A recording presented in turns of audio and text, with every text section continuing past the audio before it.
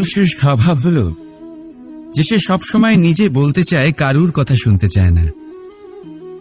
কিন্তু তার এই স্বভাব তাকে এক বিশাল বড় জ্ঞানের থেকে দূরে সরিয়ে রাখে, সামনের মানুষের ব্যক্তিত্বের জ্ঞানের থেকে দূরে। তাই যদি আপনি কাউকে চিনতে চান, কাউকে বুঝতে চান, তাকে থামাবেন না, শুধু বলতে দিন। কারণ একজন ব্যক্তির ব্যক্তিত্ব লুকিয়ে থাকে তার কথার মধ্যে, আর তার আসল পরিচয় লুকিয়ে থাকে তার শব্দের পেছনে। বলতে দিন, আস্তে আস্তে আপনি সব বুঝতে পারবেন। এটাই তফাৎ হলো একজন সাধারণ মানব আর একজন মহামানবের মধ্যে। এক যে কাউকে বলতে দেয় না, আর এক যে সবার কথা শুনে। তাহলে সিদ্ধান্ত আপনার, আপনি কি সাধারণ হতে চান না অসাধারণ? কারণ এই ভবিষ্যৎ আপনার। রাধা রাধা। ভাগ্য, সময় ও কর্ম। দেখতে গেলে আমরা সবাই এই তিনটি শব্দের সাথে খুব ভালোভাবে পরিচিত। হয়তো আমাদের জীবনে আমরা এই তিনটি শব্দের প্রয়োগ অবশ্যই করে থাকি। দেখতে গেলে এই বিষয়ে প্রত্যেক ব্যক্তির দৃষ্টিভঙ্গি আলাদা। কেউ বলে সময়ই হলো সেই মাধ্যম যা ভাগ্য বানায়। কেউ বলে ভাগ্যই হলো সেই যা সময়কে বদলে দেয়। কেউ বলে ভাগ্য এবং কর্ম এই দুই একই দাঁড়িপাল্লার দুই দিক। যদি আপনাকে সত্যিটা বোঝাই, তাহলে ঠিক এইভাবে বোঝাবে। মনুষ্য জন্ম লাভ করা, মানুষ রূপে জন্মগ্রহণ করা, এটি ভাগ্যের হাতে থাকে। মৃত্যুকে প্রাপ্তি করা সময়ের হাতে থাকে। এই দুটি আমাদের হাতে নেই। কিন্তু মৃত্যুর পরেও চিরকালের জন্য অমর হয়ে থাকা, লোকের হৃদয়ে বসবাস করা, এটি অবশ্যই আমাদের হাতে আছে। আর এই আমরা অর্জন করতে পারি শুধুমাত্র আমাদের কর্মের দ্বারা।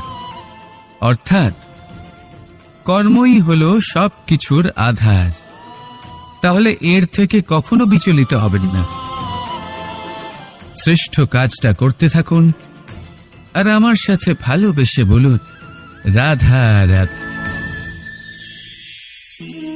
সাফল্য, সাফল্য এই পৃথিবীতে কে না পেতে চান? প্রত্যেক মানুষ চান যেন সাফল্য নিজে এসে তার কাছে ধরা দেয়। এবার সাফল্য তাদের কাছে এসে ধরা দেয় যারা নিজের পা ধরাতলে রেখে চলেন, যারা স্বপ্নের জগতে বিচরণ না করে বাস্তবের মাটিতে পা রেখে চলেন এবং তাও দৃঢ়তার সাথে। সাফল্য তারা পান না যারা বাড়িতে বসে বসে শুধু স্বপ্ন দেখেন। সাফল্য নিজে থেকে তাদের কাছেই আসে যারা নিরন্তর চেষ্টা করেন, যারা পরিশ্রম করেন আর নিজের এই জীবনকে অন্যের কাছে সফল করে দেখান। তাহলে সিদ্ধান্ত হলো আপনার। সফল সবাই হতে চান, স্বপ্ন সবাই সার্থক করতে চান।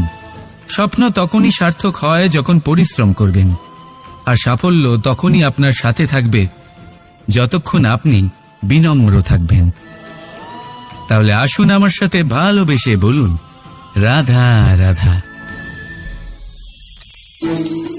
ভাগ করে নেওয়া বা বন্টন করা প্রত্যেক মানুষের জীবনে অবশ্যই হয়ে থাকে, আর অনেক সময় এটা জীবনে অতি আবশ্যক হয়ে পড়ে। কিন্তু ভাগ করার মনোকামনা তার থেকেও বেশি গুরুত্বপূর্ণ হলো যে কোন ঘটনার আধারে এই বাটোয়ারা হলো। অনেক সময় এই বাটোয়ারা হলো শান্তির প্রতীক, আবার অনেক সময় এই বাটোয়ারা বিপ্লব ঘটাতে পারে। এমন এক বিপ্লব যা মহাযুদ্ধ ঘটিয়ে দিতে পারে। দেখুন, বাটোয়ারা সম্পত্তির হোক বা হোক ভিক্ষার, শিক্ষা কিন্তু একটাই। জীবনে অনেক সময় বাটোয়ারা দরকার হতে পারে, কিন্তু যতদূর সম্ভব তা এড়িয়ে চলুন, একসাথে মিলে এগিয়ে চলুন। কারণ দেখুন, এই যে বাটোয়ারা ভাগ করে দেয়, আর সেখানেই একতা আপনাকে অগ্রসর করে। তাহলে আপনিও এটাই করুন, একসাথে মিলে সামনে এগোন আর আমার সাথে ভালোবেসে বলুন, রাধা রাধা। সুখ, দুঃখ, মৃত্যু মহামারী, এগুলো কখনো বলে আসে না, আবার জিজ্ঞাসা করেও আসে না। এমনই হয় দ্রুত ক্রীড়ার এই খেলায়। এক কারাগারের মতো, একটা মাকড়সার জালের মতো। যেমন একটা মাকড়সার জাল একটা পোকাকে নিজের দিকে আসতে আকর্ষিত করে নিজের চমকের দ্বারা, নিজের গঠন দ্বারা, সেরকমই দ্রুত ক্রীড়ার এই খেলা মানুষকে নিজের দিকে আসতে প্ররোচিত করে। শেষে গিয়ে মানুষ আটকা পড়ে। পার্থক্য শুধু এটাই, যখন এক পোকা এই জালে জড়িয়ে পড়ে তখন সে তার প্রাণ হারায়। মানুষ যখন এই দ্রুত ক্রীড়ায় আকর্ষিত হয়, সে নিজের মান, নিজের ধন সব কিছু হারায়, নিজের বিবেক হারিয়ে ফেলে। কিন্তু আপনি আপনার বিবেক কখনোই হারাবেন না। যদি আপনার মনে লোভ চলে আসে, আপনি লোভী হয়ে ওঠেন। যদি আপনি দ্রুত ক্রীড়ার এই খেলায় আটকা পড়েন, তাহলে মনে রাখবেন, এই খেলা থেকে ফিরে আসা প্রায় অসম্ভবই বলা যায়। নিজের বিবেক কখনো হারাতে দেবেন না, কারণ বিনাশ আসার প্রথম লক্ষণ হলো বিবেকের বোধ চলে যাওয়া। এই প্ররোচনায় কখনো পা দেবেন না। আর আমার সাথে ভালোবেসে বলুন, রাধা রাধা। সমস্যা, কঠিন সময়, সংকট, বিপদ কার জীবনে নেই? প্রত্যেকের জীবনে আছে। কিন্তু আমাকে একটা কথা বলুন, যদি নৌকায় ঢেউকে ভয় পেতে শুরু করে, তাহলে সাগর পার করবে কে? কখনো কোনো ছোট্ট পিঁপড়েকে দেখেছেন, যে আকারে হয়তো ছোট হতে পারে কিন্তু বড় শিক্ষা দিয়ে যায়? কিন্তু আমরা শিখি না। এবার দেখুন একটা পিঁপড়েকে, যে ভোজনের খোঁজে বাইরে বের হয়, একটা ছোট্ট দানা তুলে নেয়। ছোট দানা তোলে কারণ তার থেকে বেশি সে তুলতেই পারবে না। সে দানা নিয়ে চলতে শুরু করে, কোনো দেওয়ালে উঠে পড়ে, আবার পড়েও যায়। সেই দানা দূরে কোথাও একটা পড়ে যায়, তা আবার খোঁজে, তুলে নেয়, আবার চলতে থাকে। পড়ে যায়, আবার ওঠে, পড়ে যায়, আবার ওঠে। সেই দানাটা রেখে দেয়, আবার বেরিয়ে পড়ে ভোজনের খোঁজে। পরিশ্রম করতে থাকে, কিন্তু হার মানে না। এই শিক্ষাই তো আমাদের প্রাপ্ত করতে হবে। নিরন্তর পরিশ্রম আর নির্ভীক হয়ে কর্ম করে যেতে হবে। এটাই হলো সাফল্যের মাধ্যম, এটাই হলো জয়ের মন্ত্র, অচ্যুত অজয় অস্ত্র। তাহলে আসুন আর আমার সাথে ভালোবেসে বলুন, রাধা রাধা। স্বর্ণ, হিরে, মুক্ত, মানিক, এই সব কিছুকে আগে পাথর বলা হতো। তাহলে এমন কি হলো যে এদের রত্ন বলা হয়? আর রত্ন তা বাস্তবে আসলে কি? এটা হলো সেই পাথর যাকে আগে আগুনের তাপ সহ্য করতে হয়েছে, পরখ করা হয়েছে, যাচাই করা হয়েছে, এদের কাটার চেষ্টা করা হয়েছে, কিন্তু তারা কখনোই নষ্ট হয়নি, বরং তারা আরো উদ্ভাসিত হয়েছে, আরো উজ্জ্বল হয়েছে, এই সংসারে আরো প্রকাশ ছড়িয়ে দিয়েছে। সেই জন্য এরা হলো এত অমূল্য, সেই জন্য এরা হলো বহুমূল্য, সেই জন্য এদের রত্ন বলা হয়। এবার মানুষের কাছেও এই নির্বাচনের অধিকার রয়েছে যে আমরা শুধু পাথর হয়ে থাকব নাকি রত্ন হয়ে থাকব। কিভাবে? আমাদের জীবনেও অনেক সমস্যা রয়েছে, বাধা আছে, বিপত্তি আছে। আমরা সেই বাধার তাপে উত্তপ্ত হই, এই সমস্যা আমাদের কাটার চেষ্টা করে। অনেক মানুষ বিভিন্ন পরিস্থিতি আমাদের ভাঙার চেষ্টা করে, কিন্তু আমাদের নষ্ট হলে চলবে না। যেভাবে এই রত্ন সমস্যার সম্মুখীন হয়ে পাথর থেকে রত্ন হয়েছে, সেইভাবেই আমাদেরও আমাদের সমস্যার সম্মুখীন হয়ে রত্ন হয়ে উঠতে হবে। এই সংসারে প্রকাশের স্রোত হয়ে উঠতে হবে। তাহলে এটাই করুন আর আমার সাথে ভালোবেসে বলুন, রাধা রাধা। এবার অনেক সময় মানুষের মনে এরকম প্রশ্ন আসে যে এই সংসারে সব থেকে বড় বিপদ কি? কেউ বলে ধর্ম সংকট, আবার কেউ বলে প্রাণের উপর আসা সংকট। প্রত্যেক মানুষের জীবনে বিভিন্ন সংকট আসে, আর এই সমস্ত সংকট অত্যন্ত বিচিত্র হতে পারে। এই সমস্ত সংসার হলো সংকট দ্বারা পরিপূর্ণ। ঠিক আছে, আপনাকে একটা উদাহরণ দিই। একজন ধনী ব্যক্তি এবার ওনার জীবনে সংকট কি হতে পারে? সংকট এটাই যে কেউ তার সম্পত্তি চুরি না করে নেয়, আমরা বুঝতে পারছি। এবার একজন চোর, তার জীবনে সংকট কি হতে পারে? যে চুরি করার সময় সে যদি তার একটা কাশি চাপতে না পারে, তাহলে সে ধরা পড়ে যেতে পারে, ঠিক কিনা? আবার অনেক সময় এমনও হয় যে যার জন্য আমি সংকট, সেও আমার কাছে সংকট। যেমন এই পরিস্থিতিতে দেখুন, সংকট হলো সংকট, এ তো জীবনে থাকবে, কিন্তু এর সম্মুখীন কিভাবে হওয়া যায়? খুব সরল, সব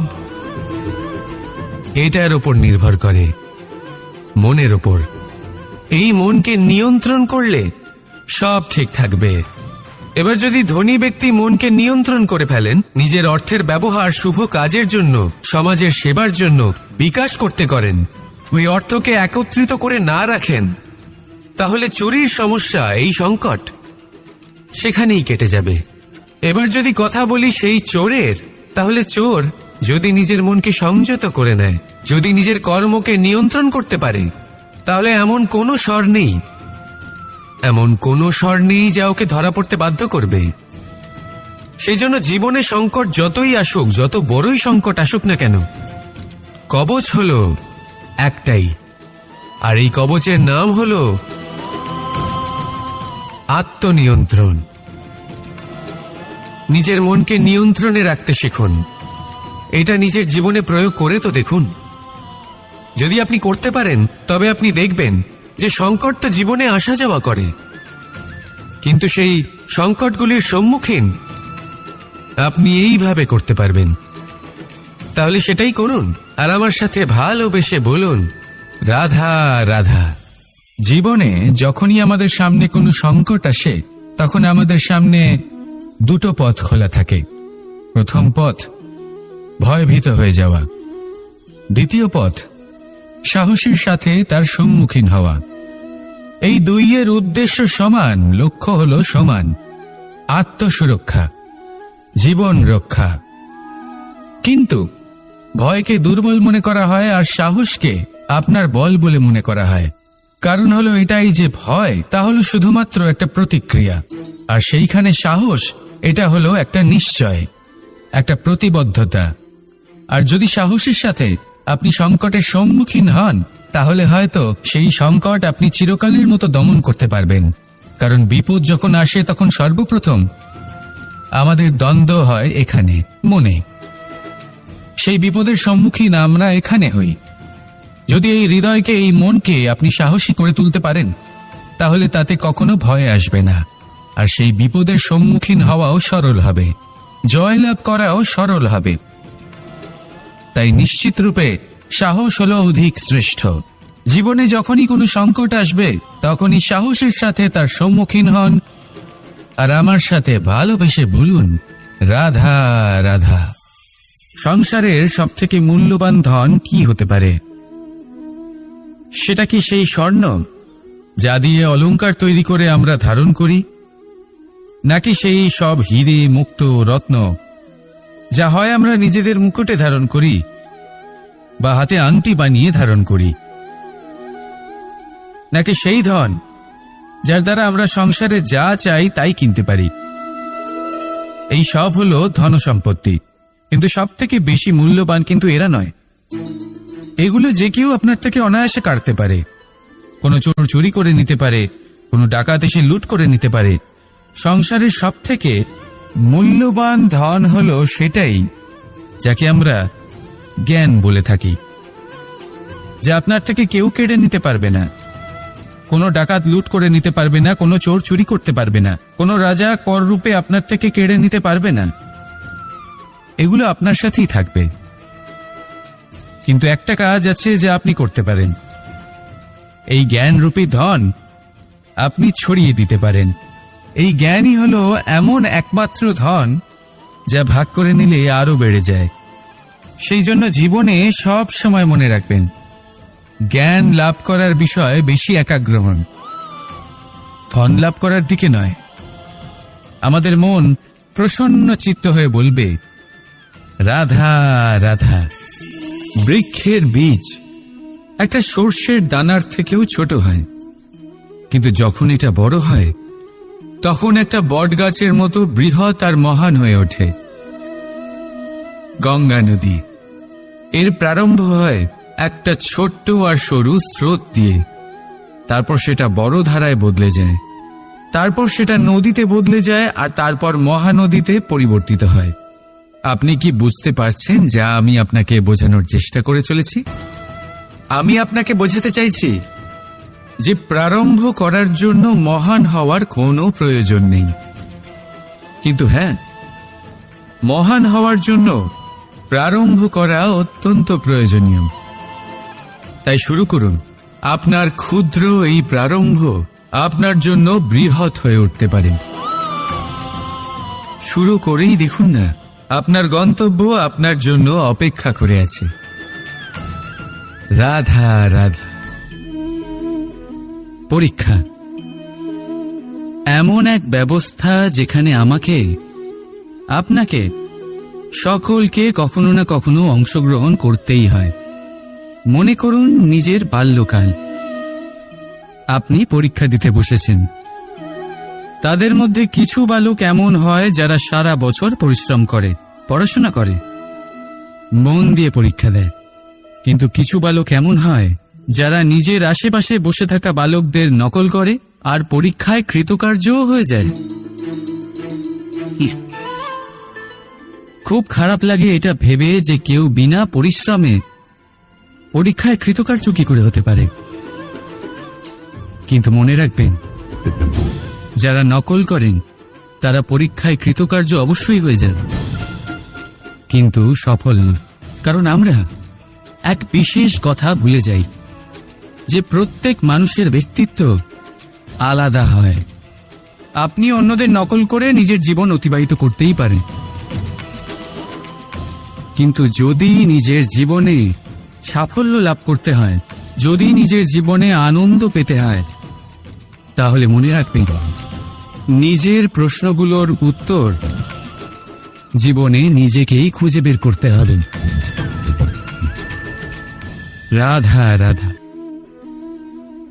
মানুষ যখন সাফল্য অর্জন করে তখন তার মধ্যে জাগে অহংকার, আর এই সময় মানুষ সচরাচর একটা কথা ভুলে যায়,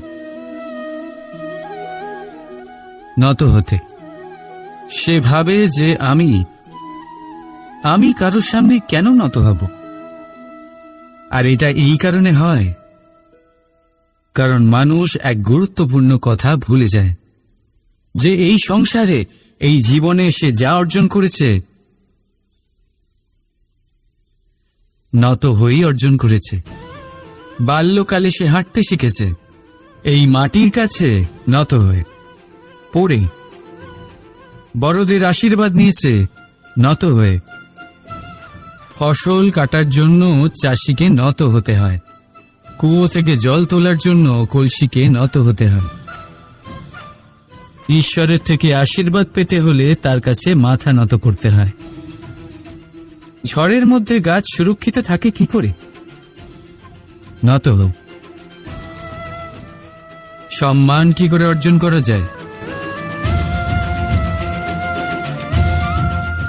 নত হোক।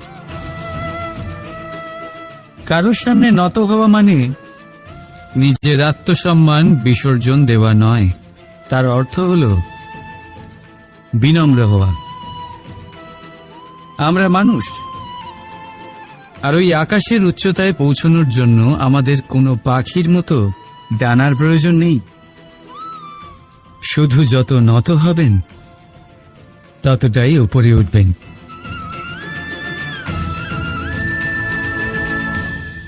রাধা রাধা।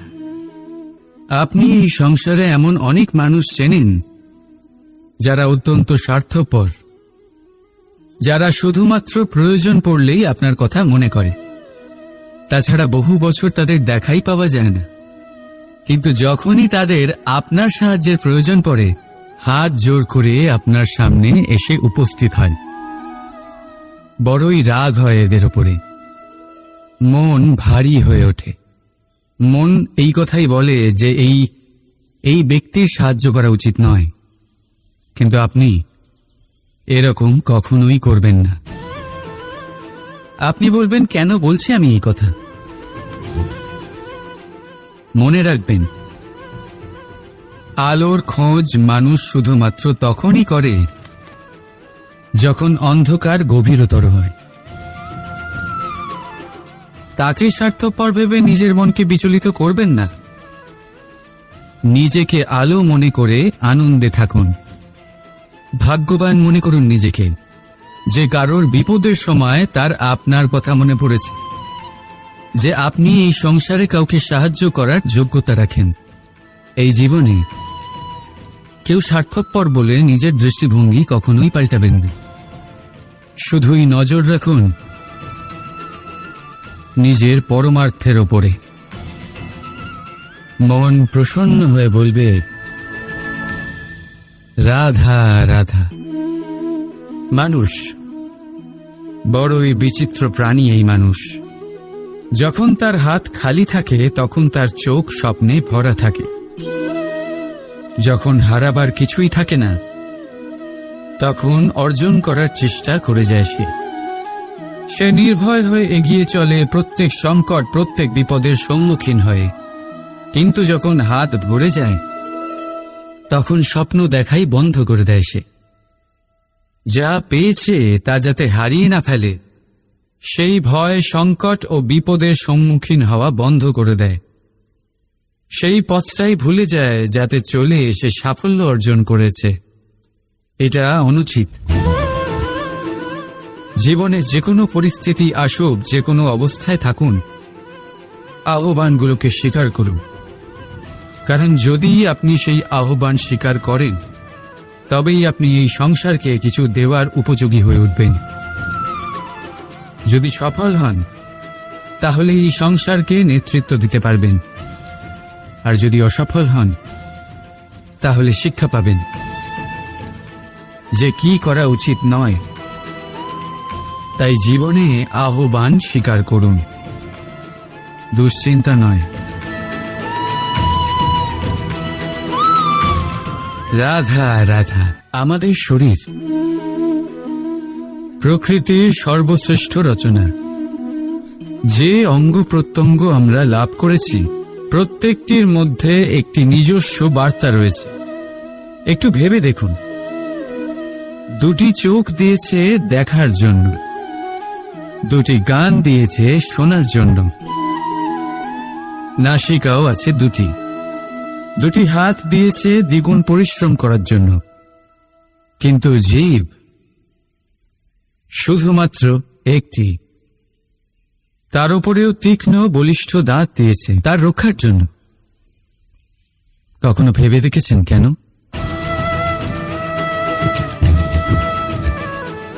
কারণ শব্দ আর শব্দের প্রয়োগ মানুষের সবচেয়ে বড় অস্ত্র, যার প্রয়োগ যত ভেবেচিন্তে করা যায় মানুষ তার জীবনে ততটাই উপরে উঠতে পারে। তাহলে মনে রাখুন, দেখুন, শুনুন আর বুঝুন বেশি, বলুন কম। রাধা রাধা। মানুষের স্বভাব হলো যে সে সবসময় নিজে বলতে চায়, কারুর কথা শুনতে চায় না। কিন্তু তার এই স্বভাব তাকে এক বিশাল বড় জ্ঞানের থেকে দূরে সরিয়ে রাখে, সামনের মানুষের ব্যক্তিত্বের জ্ঞানের থেকে দূরে। তাই যদি আপনি কাউকে চিনতে চান, কাউকে বুঝতে চান, তাকে থামাবেন না, শুধু বলতে দিন। কারণ একজন ব্যক্তির ব্যক্তিত্ব লুকিয়ে থাকে তার কথার মধ্যে, আর তার আসল পরিচয় লুকিয়ে থাকে তার শব্দের পেছনে। বলতে দিন, আস্তে আস্তে আপনি সব বুঝতে পারবেন। এটাই তফাৎ হলো একজন সাধারণ মানব আর একজন মহামানবের মধ্যে। এক যে কাউকে বলতে দেয় না, আর এক যে সবার কথা শুনে। তাহলে সিদ্ধান্ত আপনার, আপনি কি সাধারণ হতে চান না অসাধারণ? কারণ এই ভবিষ্যৎ আপনার। রাধা রাধা। ভাগ্য, সময় ও কর্ম। দেখতে গেলে আমরা সবাই এই তিনটি শব্দের সাথে খুব ভালোভাবে পরিচিত। হয়তো আমাদের জীবনে আমরা এই তিনটি শব্দের প্রয়োগ অবশ্যই করে থাকি। দেখতে গেলে এই বিষয়ে প্রত্যেক ব্যক্তির দৃষ্টিভঙ্গি আলাদা। কেউ বলে সময়ই হলো সেই মাধ্যম যা ভাগ্য বানায়, কেউ বলে ভাগ্যই হলো সেই যা সময়কে বদলে দেয়, কেউ বলে ভাগ্য এবং কর্ম এই দুই একই দাঁড়িপাল্লার দুই দিক। যদি আপনাকে সত্যিটা বোঝায় তাহলে ঠিক এইভাবে বোঝাবে। মনুষ্য জন্ম লাভ করা, মানুষ রূপে জন্মগ্রহণ করা, এটি ভাগ্যের হাতে থাকে। মৃত্যুকে প্রাপ্তি করা সময়ের হাতে থাকে। এই দুটি আমাদের হাতে নেই। কিন্তু মৃত্যুর পরেও চিরকালের জন্য অমর হয়ে থাকা, লোকের হৃদয়ে বসবাস করা, এটি অবশ্যই আমাদের হাতে আছে। আর এই আমরা অর্জন করতে পারি শুধুমাত্র আমাদের কর্মের দ্বারা। অর্থাৎ কর্মই হলো সব কিছুর আধার।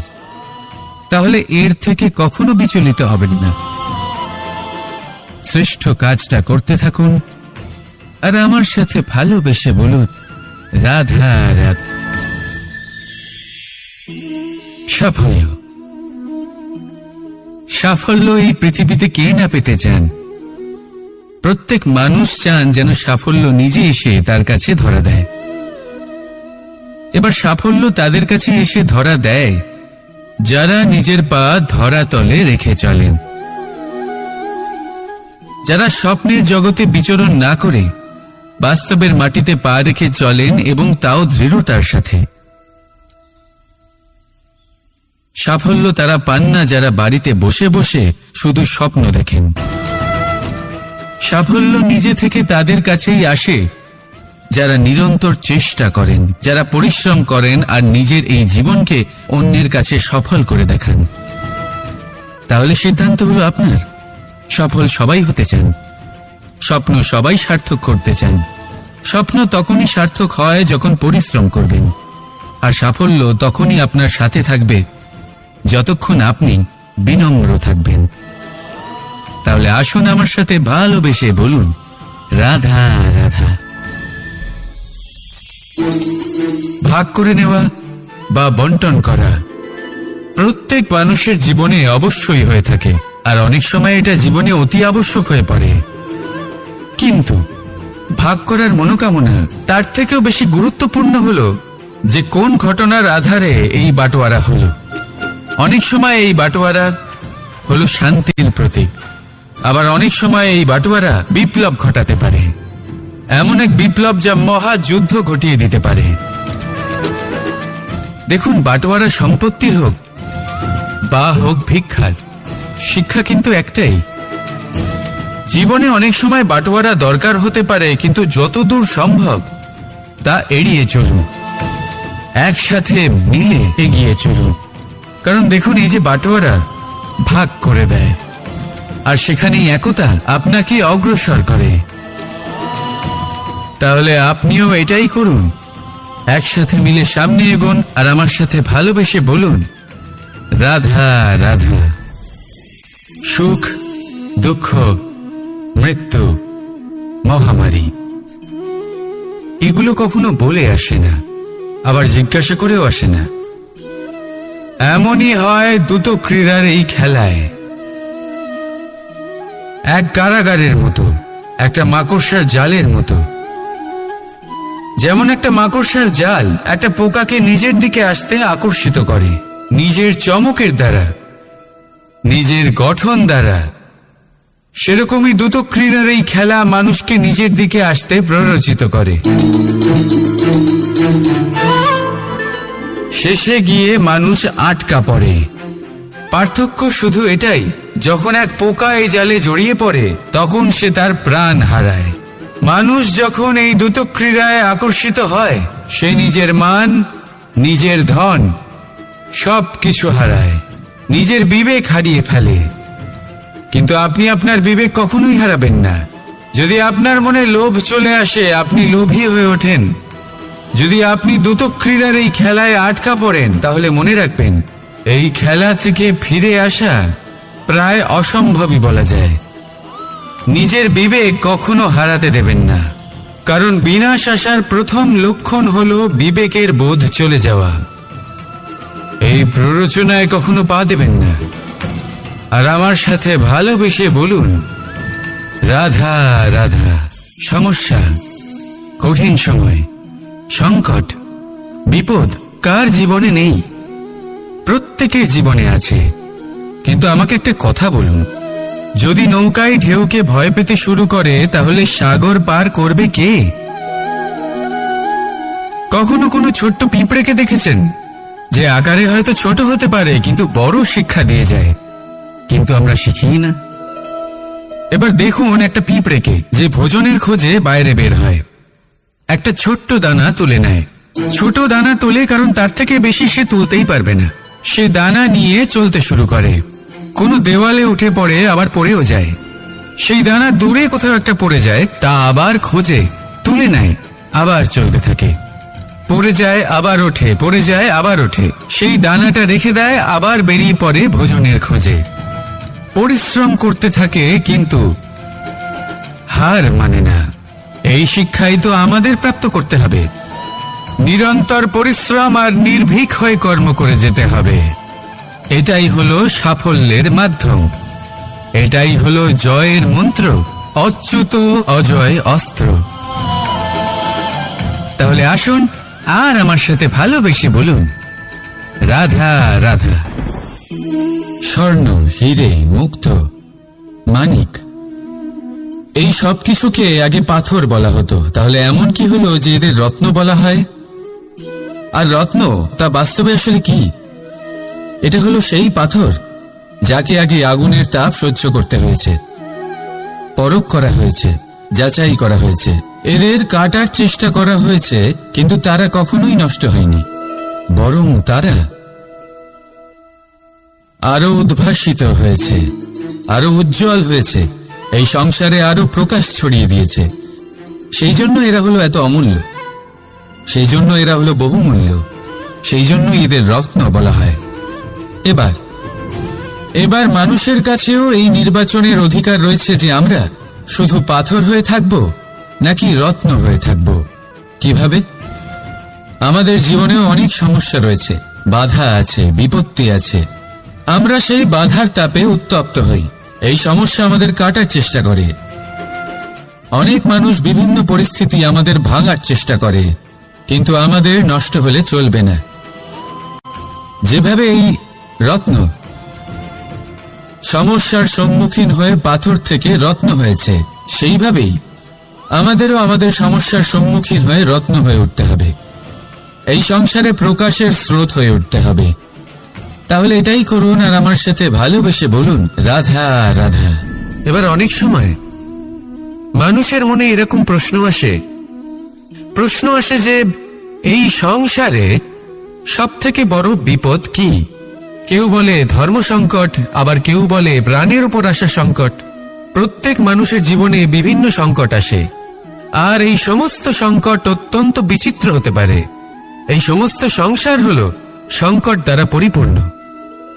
ঠিক আছে, আপনাকে একটা উদাহরণ দিই। একজন ধনী ব্যক্তি, এবার ওনার জীবনে সংকট কি হতে পারে? সংকট এটাই যে কেউ তার সম্পত্তি চুরি না করে নেয়, আমরা বুঝতে পারছি।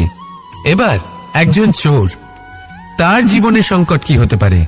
যে চুরি করার সময় সে যদি তার একটা কাশি চাপতে না পারে, তাহলে সে ধরা পড়ে যেতে পারে, ঠিক কিনা? আবার অনেক সময় এমনও হয় যে যার জন্য আমি সংকট, সেও আমার কাছে সংকট।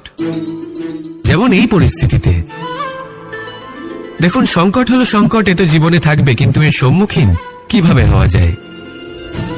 খুব সরল, সব এটার উপর নির্ভর করে, মনের উপর। এই মনকে নিয়ন্ত্রণ করলে সব ঠিক থাকবে।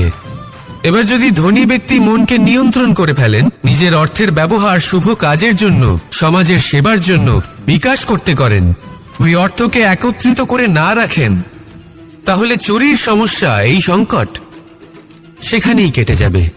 এবার যদি কথা বলি সেই চোরের, তাহলে চোর যদি নিজের মনকে সংযত করে নেয়, যদি নিজের কর্মকে নিয়ন্ত্রণ করতে পারে, তাহলে এমন কোনো স্বর নেই, এমন কোনো স্বর নেই যা ওকে ধরা পড়তে বাধ্য করবে।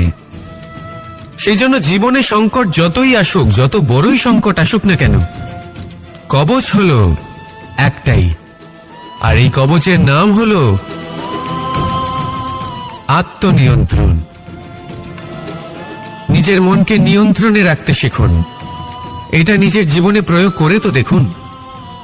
যদি আপনি করতে পারেন তবে আপনি দেখবেন যে সংকট তো জীবনে আসা যাওয়া করে, কিন্তু সেই সংকটগুলির সম্মুখীন আপনি এইভাবে করতে পারবেন। তাহলে সেটাই করুন, আর আমার সাথে ভালোবেসে বলুন, রাধা রাধা। জীবনে যখনই আমাদের সামনে কোনো সংকট আসে, তখন আমাদের সামনে দুটো পথ খোলা থাকে।